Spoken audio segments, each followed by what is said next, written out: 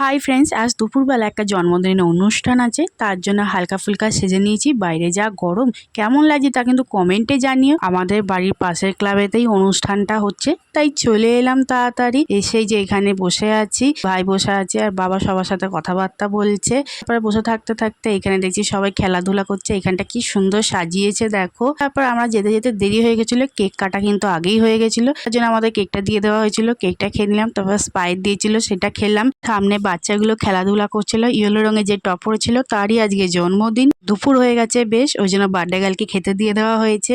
Birthday girl কিন্তু খাওয়া দাওয়া শুরুও করে দিয়েছে, ওর মা পাশে বসে পড়েছে খাওয়ানোর জন্য। তারপর আমরাও খেতে বসে পড়েছি। এই যেখানে বাবা ভাই সবাই বসে আছে। আমাদের প্রথমে দিয়ে দিয়েছে ফিশ ফিঙ্গার আর স্যালাড, তারপরে mix fried rice, chilli chicken, mutton কষা, চাটনি, পাঁপড়, মিষ্টি, আর সবার শেষে দিয়েছে আইসক্রিম। তো এই আইসক্রিমটা খেয়ে নেওয়ার পর বাড়ি চলে এলাম। ভিডিওটি কেমন লাগলো কমেন্টে জানিও। আজকের মতন টাটা।